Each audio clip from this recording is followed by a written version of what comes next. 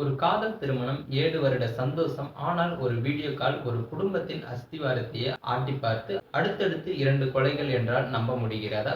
கோயம்புத்தூர் அன்னூரில் நிகழ்ந்த இந்த பயங்கரமான கள்ளக்காதல் சரிவடை இறுதி கட்சியில் எப்படி அறுந்தது? வாருங்கள் டீகோட் செய்வோம். நிதி நிறுவனம் நடத்தி வந்த லோகேந்திரன், அவரது மனைவி ஜாய் மெட்டில்டா, இவர்களுக்குள் இருந்த உறவில் மெல்ல மெல்ல ஒரு நிழல் படர்ந்தது. ஜாய் மெட்டில்டா கர்நாடகாவில் வேலை பார்த்த நாகேஷ் என்பவருடன் வீடியோ கால்ல பேசி பழக்கம் ஏற்பட்டிருக்கு. ஒரு கட்டத்துல கள்ளக்காதலாகவும் மாறியிருக்கு.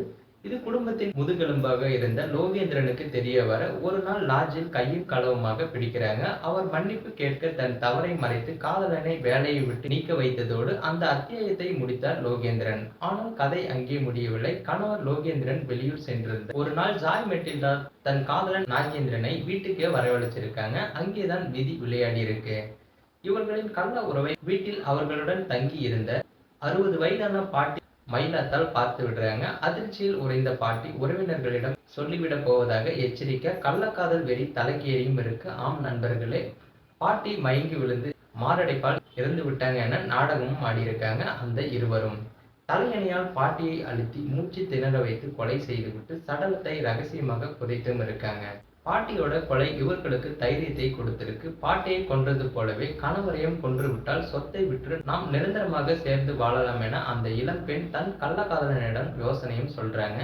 அதன்படி பாத்தீங்கன்னா, கடந்த 22ஆம் தேதி இரவு லோகேந்திரன் தூங்கிக் கொண்டிருந்த போது ஜாய் மெட்டில்டா கதவை திறந்துவிட உள்ளே நுழைந்த நாகேஷ் அவர் முகத்தில் தலையணையை வைத்து அழுத்த முயல்கிறாங்க. ஆனால் லோகேந்திரன் கண் விழித்து பலமாக கெஞ்சவே பயந்து போன நாகேஷ் பின்வாசல் வழியாக தப்பி ஓடி கர்நாடகாவுக்கு சென்றிருக்காரு. கொலை முயற்சியில் இருந்து தப்பிய லோகேந்திரன், அடையாளம் தெரியாத யாரோ என்னை கொல்ல முயன்றனர் என போலீஸ்ல புகாரும் அளிச்சிருக்காங்க. இங்கேதான் சதி விளையும் அவிழ்கிறது.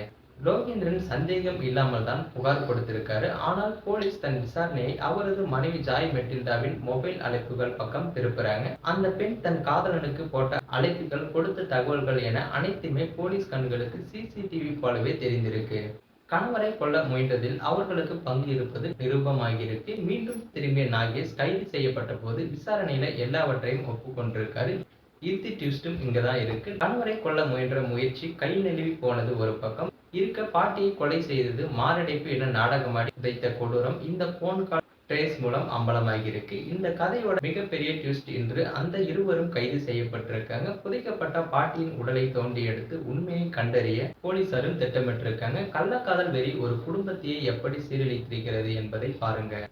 மேலும் கைது செய்யப்பட்ட இந்த இரு நபர்களுக்கும் என்ன மாதிரி ஒரு தண்டனையை கொடுத்தா சரியானதாக இருக்கும்ன்றது உங்களுடைய கருத்துக்களை மறக்காம கமெண்ட் பாக்ஸ்ல தெரிவிங்க. மேலும் இது போன்ற ஒரு குற்ற சம்பவத்தோடு மீண்டும் உங்களை சந்திக்கிறேன்.